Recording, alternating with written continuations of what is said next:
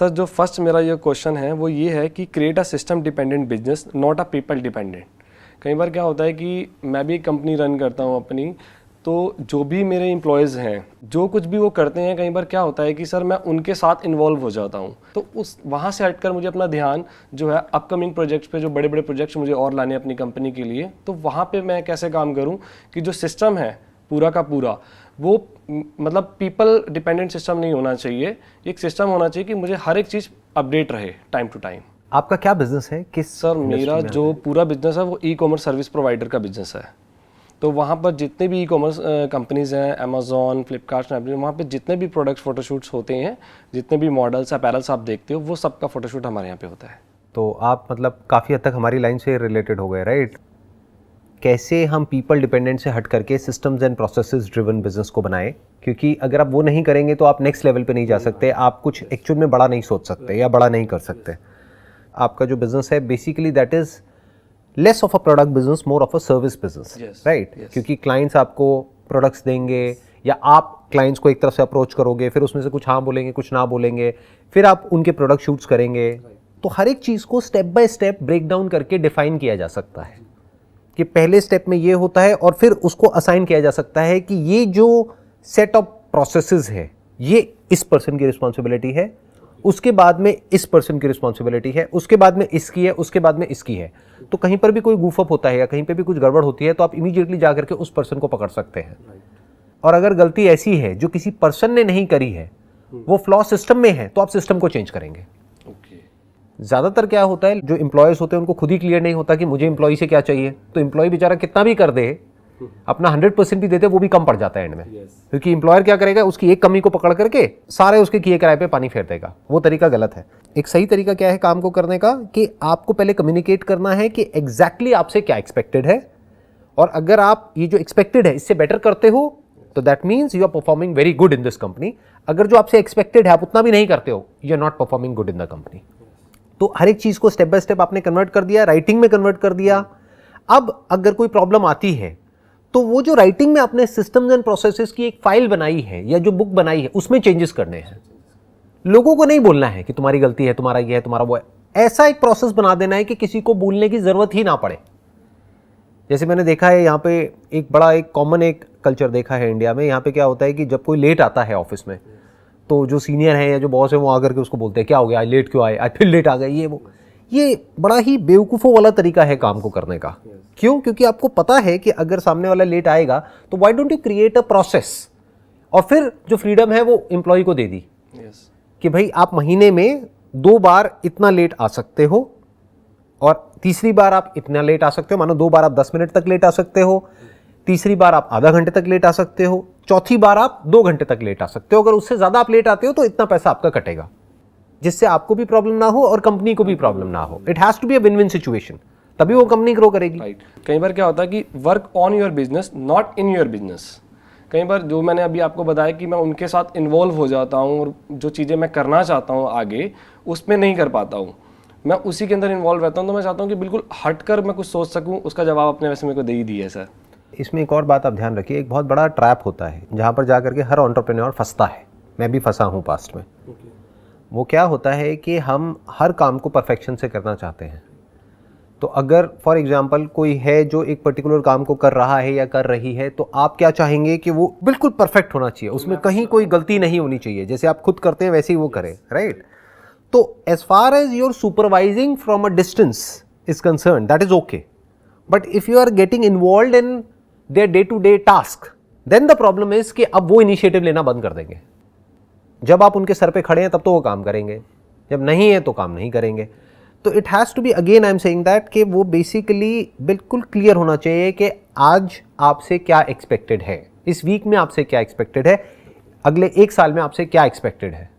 That must be very very clear to you and to them, ताकि उनको clear पता हो कि अच्छा काम मतलब क्या और बुरा काम मतलब क्या। ताकि फ्यूचर में अगर आपको किसी को निकालना भी पड़े अपनी कंपनी से, तो you must give a proper reason, a proper explanation कि बेसिकली ये प्रॉब्लम थी जो यहाँ पर ये लिखा हुआ था, इसकी वजह से हमको ये एक्शन लेना पड़ रहा है। कई बार एक्शंस लेने पड़ते हैं। जैसे कुछ चीज़ें हैं जिसको आप टॉलरेट नहीं कर सकते अपनी कंपनी में, अगर उसको आप टॉलरेट करते हैं तो क्या होगा, पूरा का पूरा सिस्टम ही खराब हो जाएगा। जैसे बोलते हैं ना, एक मछली पूरे तालाब को गंदा कर देती है। फॉर एग्जाम्पल, कोई है आपकी कंपनी में जो फीमेल से ढंग से बिहेव नहीं कर रहा है, तो वहां पे कोई कॉम्प्रोमाइज नहीं होना चाहिए। Immediately you have to set an example for everybody else, so that women feel safe and secure in your company. या कोई फॉर एग्जाम्पल चोरी करता है आपकी कंपनी में, या कोई किसी तरीके से चीज़ों को बहुत ज़्यादा मैनिपुलेट करता है, चाहे फाइनेंशियली या अदरवाइज, तो you have to take action. पहले उसको वार्निंग दी, अगर उसके बाद भी वो नहीं समझा है, नहीं समझी है, तो you have to take an action. जैसे जो सड़कें हैं, अगर वहाँ पर कोई भी रूल्स को फॉलो ना करे तो कायदे से एक पनिशमेंट होनी चाहिए। अगर कोई रूल्स ही ना हो, या रूल्स तो हो नाम के लिए बट उसको कोई सुपरवाइज ना करे या कोई मॉनिटर ना करे, तो गन मच जाएगा। तो there must be rules and there must be proper governance in order to check कि उन रूल्स के अकॉर्डिंग काम हो रहा है या नहीं हो रहा है। अगर रूल्स से एम्प्लॉइज को प्रॉब्लम है तो सुनो, समझो और रूल्स को चेंज करो।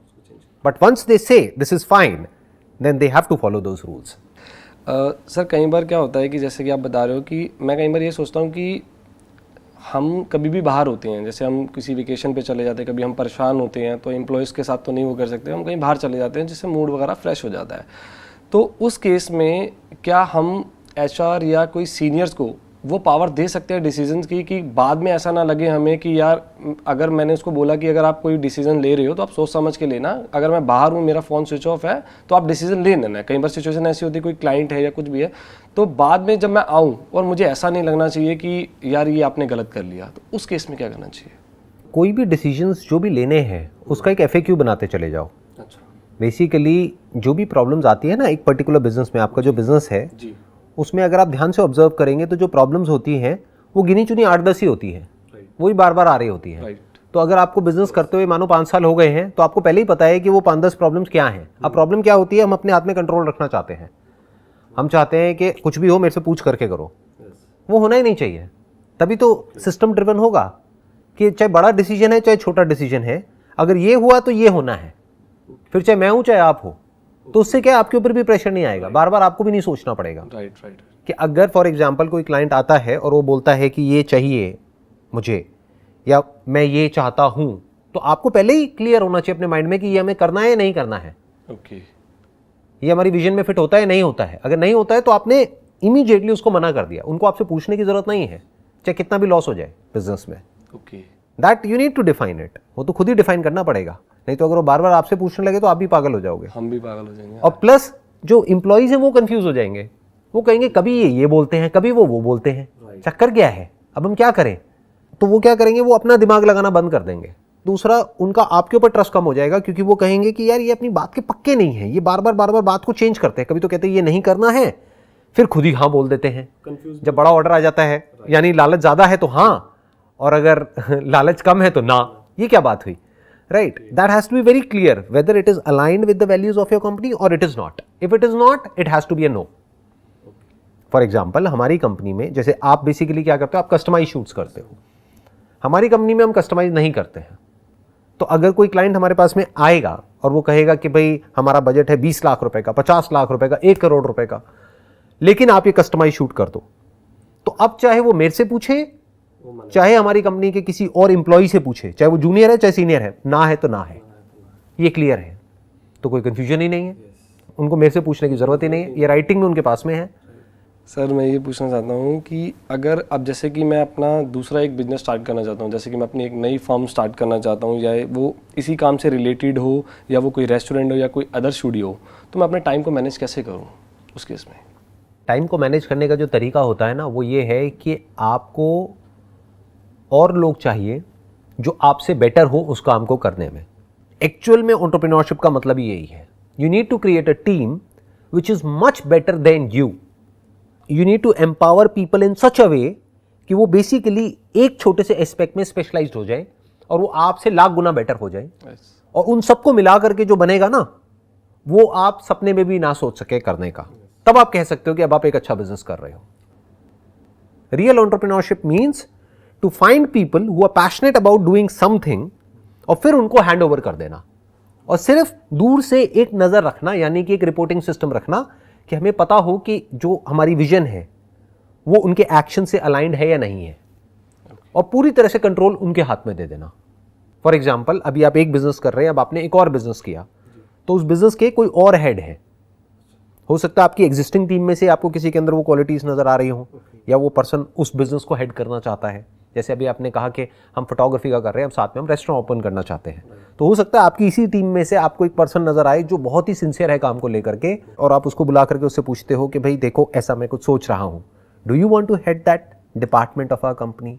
तो उसको वहां से हटा दिया, उसको वहां पे फिट कर दिया, क्योंकि वो भी वही चाहता है, उसकी जगह पे कोई और नया पर्सन आ गया। और सर इसमें कई बार क्या होता है कि ज़रूरी नहीं है कि वो मेरे आसपास ही हो, Right. पर्सन है, चाहे वो मेरे एम्प्लॉय टीम, मेरी फैमिली, चाहे मेरे पार्टनर्स है, कोई भी हो, कई बार डिफरेंट लोग भी ढूंढने पड़ जाते हैं व्हाई नॉट उसके लिए। लेकिन उसमें फिर सर ट्रस्ट की बात आ जाती है कि मैं जितना मैंने रिसर्च वर्क करा है कुछ एक नया स्टूडियो ओपन करने के लिए या वो करने के लिए, अब मैं सोचता हूँ कि मैं किसी और को दूँ, मतलब आप इसके ऊपर काम करो, मैं इस टीम में काम कर रहा हूँ, और कहीं ना कहीं गड़बड़ हो जाए, कुछ हो जाए, तो फिर वही अगेन चीज़ें दिमाग में घूमती रहती है।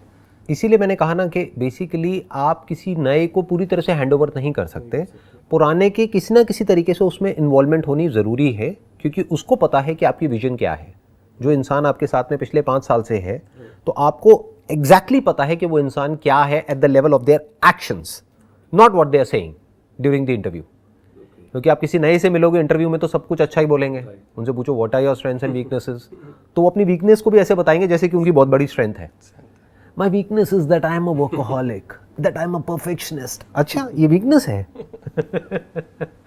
तो इस चीज को ध्यान में रखना है कि इसको नहीं देखना है कि वो बोल क्या रहे हैं, इसको देखना है कि वो कर क्या रहे हैं, एक्चुअल में उनकी लीडरशिप क्वालिटीज अच्छी हैं या नहीं है, एक्चुअल में वो टीम प्लेयर हैं या नहीं है। इसीलिए मैं कह रहा हूं कि ये जो टीम बनती है ना, धीरे धीरे ज्यादातर बिजनेसेस को ऐसे ही बड़ा किया जाता है।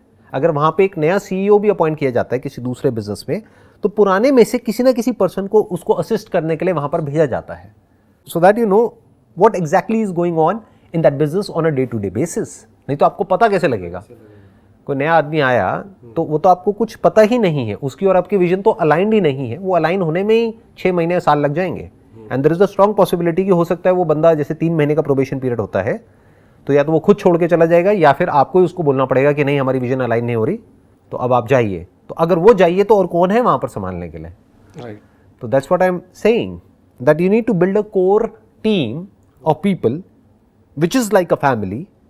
तो उसी में से आगे डेलीगेट करना होता है और फिर बिजनेस को एक्सपैंड करना होता है। दोनों में फर्क समझ आया? एक है अ पर्सन जिस पे आपको ट्रस्ट है, और एक है वो पर्सन जो कैपेबल है। जरूरी नहीं है कि जिस पे आपको ट्रस्ट है वो कैपेबल भी हो। यस। तो ये भी एक बहुत बड़ी गलती होती है जो कई बार एंटरप्रेन्योर्स कर देते हैं कि एक पर्सन है वो कैपेबल तो है नहीं, उसको ले जा करके बिठा दिया वहाँ पे हेड बना दिया। अब बाकी के लोग कह रहे हैं किसको बिठाया हुआ है, इसको अकल तो है नहीं ना, इसको कुछ आइडिया है, इससे ज़्यादा तो हमको पता है। तो उसको आपने हेड नहीं बनाया, उसको असिस्ट करने के लिए वहाँ पर बिठा दिया, बट हेड कोई और है जो उस फील्ड का एक्सपर्ट है। जैसे रेस्टोरेंट का बिजनेस है तो हेड कौन है? जो शेफ है, जिसको 10 साल का एक्सपीरियंस है, वो और शेफ्स को बताएगा ना कि वो क्या सही कर रहे हैं, क्या गलत कर रहे हैं। अब अपनी पुरानी टीम में से अपने कंफर्ट जोन की वजह से आपने कहा कि मेरे को इस पे बड़ा विश्वास है, तुम हेड करो। अब वो जा करके उनको बता रहा है तुमने ये कर दिया, वो कर दिया, अब इसका टेस्ट अच्छा नहीं है, वो कोई सुनेगा ही नहीं उसकी। वो कहेगा कौन है ये, क्यों मेरा सर खा रहा है ये, समझ गए? तो बंदे ही नहीं टिकेंगे, तो लोग नहीं टिकेंगे आपके वहाँ पे कंपनी पे। Sir, what is the source of your positive energy always? I won't call it positive energy, I would call it a solution oriented approach। कि बेसिकली ये पॉजिटिव एनर्जी जो वर्ड है ना, ये मेरे को पर्सनली पसंद नहीं है। लोग जोड़ देते हैं मेरे नाम के साथ में मोटिवेशनल स्पीकर, पॉजिटिव थिंकिंग। अब लोग क्वेश्चंस ही ऐसे पूछेंगे तो मेरे को जवाब भी वैसे ही देने पड़ेंगे ना, क्योंकि जैसे सामने से क्वेश्चंस आएंगे मुझे उसी लेवल पर आकर के उनसे बात करनी पड़ेगी, नहीं तो वो डिस्कनेक्ट हो जाएंगे। राइट। तो अगर कोई पूछेगा how to be positive all the time, how to be happy all the time, तो मुझे शुरू तो वहीं से करना होगा। लेकिन अगर आप ध्यान से मेरे सेशंस को ऑब्जर्व करेंगे, I always say look at reality as it is. Reality को समझो, रियलिटी में अगर प्रॉब्लम है तो उसका सॉल्यूशन निकालो, अगर प्रॉब्लम नहीं है तो उसको समझो, और जब समझ लेते हो तो वो प्रॉब्लम डिसॉल्व हो जाती है। और दूसरा क्या होता है कि हमें खुद अंदर से समझ आ जाता है कि अच्छा इसका आंसर ये है कि मेरा ये बिहेवियर है जिसकी वजह से प्रॉब्लम हो रही है, तो let me change my behaviour, not the other person's behaviour. That is one way of looking at it. Second is accepting the person as he और she is, that is second. Third is कि अगर actual में problem है तो ये नहीं कि अपने मन में कुछ भी सोचे चले जा रहे हैं, जा करके उसको बोला, लड़ाई होती है होने दो, इससे ज्यादा क्या होगा? डरना क्या है? डर डर के क्यों जीना है? या तो थोड़ी देर की होगी या हो सकता है परमानेंट ही हो जाए, रिलेशनशिप खत्म हो जाए, होने दो। जब होनी ही है 1 साल बाद भी 10 साल बाद भी, तो अभी हो जाए ना। तो all I am saying is mind पे बैगेज रखने से अच्छा है कि बी सॉल्यूशन ओरिएंटेड। कोई प्रॉब्लम है तो उससे भागो मत, उसको पोस्टपोन मत करो, उसको सॉल्व करो, ताकि आपका जो माइंड है वो फ्री रहे कुछ एक्चुअल में ढंग के काम करने के लिए। Sir, how to use the brain properly? Brain को अपने गोल से रिलेटेड, मतलब मेरे दिमाग में हमेशा मेरे गोल से रिलेटेड चीज़ रहनी चाहिए। जबकि मैंने आपके सेशन में भी देखा, और मैंने जब आपके सेशन में बुक्स जो थी मैंने उनको भी पढ़ा है कि आपके जो भी गोल्स हैं वो आपके सामने ज़रूर होने चाहिए, जो कि मेरे ऑफिस में भी मेरे सामने हैं। लेकिन मैं चाहता हूँ कि वो हमेशा मेरे माइंड में रहनी चाहिए, वो चीज़ मेरे माइंड में घूमते रहना चाहिए कि मुझे अब ये करना है या ऐसे ही करना है या वो करना है एंड ऑल। देखो, इसको ध्यान से समझना। बेसिकली ये एक बहुत ही कॉम्प्लिकेटेड टॉपिक है। मैं इसको थोड़ा सा सिंप्लीफाई करने की कोशिश करूँगा ताकि ये आपको क्लियर हो पाए। आइडियली आपका दिमाग गोल पर फोकस नहीं होना चाहिए, काम पर होना चाहिए। दोनों में बड़ा फ़र्क है। गोल है जो आपको 1 साल बाद या 2 साल बाद या 4 साल बाद अचीव करना है। काम क्या है? जो एक्चुअल में आज करना पड़ेगा, अभी करना पड़ेगा, डेली करना पड़ेगा अगले 1 साल तक उसको अचीव करने के लिए। तो ध्यान कहाँ होना चाहिए? प्रेजेंट, अभी इस मूवमेंट पे होना चाहिए। गोल बैक ऑफ द माइंड होना चाहिए, सबकॉन्शियस में होना चाहिए, या ये कह लो लिख करके हमने कहीं लगा दिया है, बट हमारा पूरा जो फोकस है आज पे होना वो अभी पर होना चाहिए, इस मूवमेंट पर होना चाहिए। वो जो अभी हम जो काम कर रहे हैं उस पर होना चाहिए कि उसको हम बेटर कैसे कर सकते हैं। और सर, लोग कहते हैं कि एंजॉय एवरी मोमेंट, हर एक मोमेंट को एंजॉय करो। कैसे? हमेशा हर हाल में चीज़ों को एंजॉय करना इतना इम्पोर्टेंट नहीं है जितना कि एक प्रॉब्लम की जड़ तक जाना इम्पॉर्टेंट है और उसको जड़ से सॉल्व करना इम्पॉर्टेंट है, और वो कई बार पेनफुल भी होता है। तो एंजॉयमेंट कहाँ आया? जैसे फॉर एग्जांपल, आपके किसी दांत में एक्चुअल में बहुत बड़ी प्रॉब्लम है, आपने जाकर के एक डेंटिस्ट से डिस्कस किया, उन्होंने कहा कि भाई दांत को निकालना पड़ेगा और कोई ऑप्शन है ही नहीं। तो जब निकालोगे तो दर्द होगा ना, इंजेक्शन भी लगेगा और वो भी होगा, और कुछ दिन तक प्रॉब्लम भी रहेगी, इन्फेक्शन ना हो उसके लिए एंटीबायोटिक्स भी खानी पड़ेगी। तो उसमें एंजॉय क्या है? पेन ही पेन है, दर्द ही दर्द है। अगर आप एक्सरसाइज नहीं करते हो, जिम ज्वाइन करोगे, तो वहां पे एंजॉयमेंट कहाँ है? क्योंकि जिम एक्चुअल में तो बोरिंग ही है ना, बोरिंग ही है। उसमें एंजॉयमेंट क्या है? Exceptions are always there. कुछ लोग हैं जिनको मजा आता है जिम करने में, बट ऐसे बहुत कम है। उसमें मजा नहीं आता है। उसमें बेसिकली क्या होता है? दर्द होता है, और कई बार बहुत बोरिंग भी होता है। That boredom is also pain, क्योंकि एक ही सेट को बार बार रिपीट कर रहे हैं और रिजल्ट आने में अभी 1 साल बाकी है। तो उसमें मजा कहाँ है? वो तो पेन है। या अपनी किसी पुरानी आदत को आप बदलने की कोशिश कर रहे हैं, तो उसमें मजा कहाँ है? उसमें तो दर्द है। किसी की डेथ हो गई है, उसके बारे में आप सोच रहे हैं या वहां से बाहर निकलने की कोशिश कर रहे हैं, उसमें मजा कहाँ है? उसमें तो दर्द है। हम क्या बोलते हैं? दर्द नहीं होना चाहिए, मुझे तो मजा आना चाहिए। मजा नहीं आएगा उसमें। You have to accept it as a part of life. As enjoyment is a part of life, so is pain. As pleasure is a part of life, so is pain. But if that pain in the short term is giving you something big in the long term, so you must choose that pain instead of enjoyment. कुछ भी बदलना painful होता है, कुछ भी create करना painful होता है, उसमें मज़ा थोड़ी आता है। बिजनेस शुरू करने में मज़ा थोड़ी आता है, पेनफुल होता है। अपना सब कुछ लगा देते हैं, उसके बाद में कुछ भी नहीं होता है, तो उसमें मज़ा थोड़ी ना आएगा। फेलियर में मज़ा किसको आता है? स्कूल में अगर कोई फेल हो जाएगा उसको मज़ा आएगा क्या? या टॉप करेगा तब मज़ा आएगा, बट सब तो टॉप नहीं कर सकते। तो फिर ये सवाल कहाँ से आया कि भाई हम हमेशा खुश कैसे रहें? इसका मतलब क्या है कि सब खुश कैसे रहें हमेशा? That is not possible. तो हमें क्या करना है? जो रियलिटी है उसको एज इट इज़ देख लेना है कि अगर दुख हो रहा है तो उस दुख से भागना नहीं है, एक्सेप्ट करना है। आप उसको एक्सेप्ट भी बोल सकते हैं, उसको ये भी बोल सकते हैं, रियलिटी को एज इट इज देखना है। फॉर एग्जाम्पल, आप एक नदी के इस तरफ खड़े हुए हैं और आप उस नदी में से निकल रहे हैं और कोई रास्ता नहीं है दूसरी तरफ जाने का, तो आपको पता है कि वहां पर जो पत्थर है उसकी वजह से पैरों में चोट लगेगी, दर्द होगा, हो सकता है कट भी जाएगा, हो सकता है खून भी आएगा। बट अब आपको अपने आप से पूछना है कि उधर जाना कितना इंपॉर्टेंट है आपके लिए। हो सकता है अभी जहां पर आप खड़े हो वहां पर रोज रोज का टॉर्चर है, तो अब आप क्या कहोगे कि इसको पार करने में 1 घंटा लगेगा, 1 घंटे का टॉर्चर है ना, नो प्रॉब्लम, देखा जाएगा। तो उसमें मजा नहीं आएगा, पेन होगा, but you have to go through that pain in order to achieve something meaningful in life many a times. Sir, मैंने आपका एक सेमिनार देखा था जिसमें आपने एक बुक्स का नाम लिया था थिंक एंड ग्रो रिच। उसमें सर मैंने भी सुना, मैंने भी पढ़ा, लेकिन उसमें वो कहते हैं कि आप जो भी स्टार्ट करना चाहते हो या जो भी आपका गोल है उससे रिलेटेड आपको पता होना चाहिए कि आप कितने टाइम में उसे अचीव करने वाले हो। एक अमाउंट होना चाहिए कि आपको एक फिक्स करना चाहिए कि आप जब वहाँ पहुँच जाओ तो आप पर डे या जो भी आपका पर मंथ है आप इतना अर्न करो। तो मैं ये चीज़ आपसे पूछना चाहता हूँ कि जब आपने स्टार्ट करा था तो आपने ऐसा कुछ करा था? बिल्कुल भी नहीं। मैंने इनफैक्ट अर्निंग के बारे में कभी भी बहुत ज़्यादा नहीं सोचा। हाँ, प्लान किया कि बिजनेस लॉस मेकिंग नहीं होना चाहिए, बट ऐसे मैंने कभी भी कोई गोल सेट नहीं करे कि मुझे इतना अर्न करना है, उतना करना है, क्योंकि इसमें प्रॉब्लम पता है क्या है?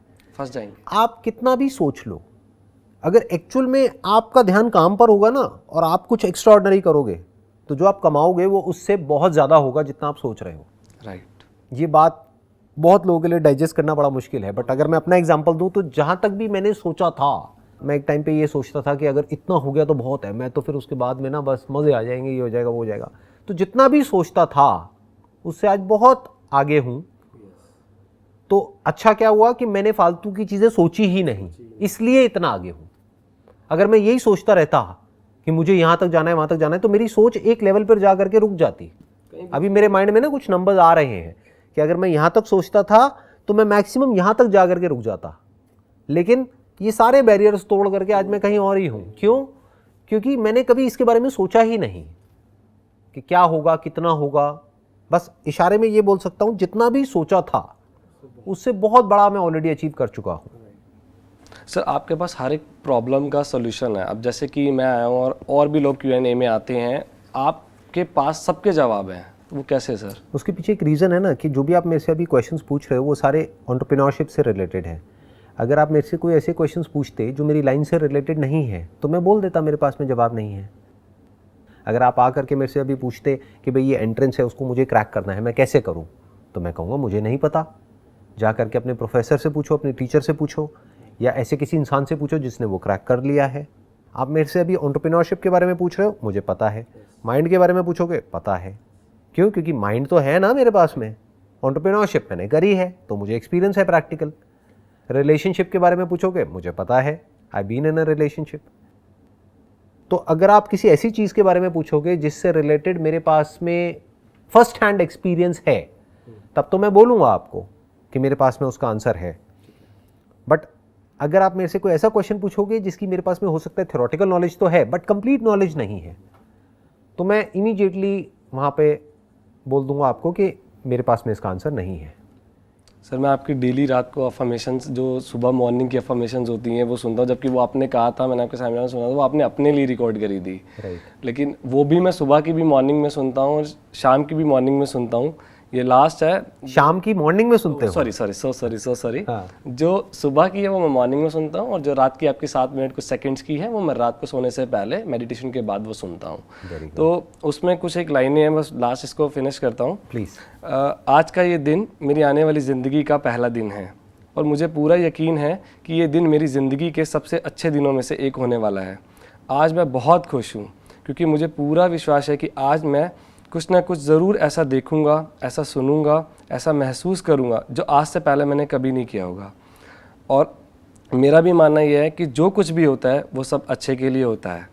और सर मेरी जितनी भी थिंकिंग है, मेरी जितनी भी मेंटालिटी है, जितना भी मैं इंस्पायर हुआ हूँ just because of you and my mom dad, और इन फ्यूचर में भी मैं जो कुछ भी अचीव करूंगा सर वो just because of you sir. Thank you so much sir, thank you so much. It was my pleasure sir, it was my pleasure. Thank you so much sir.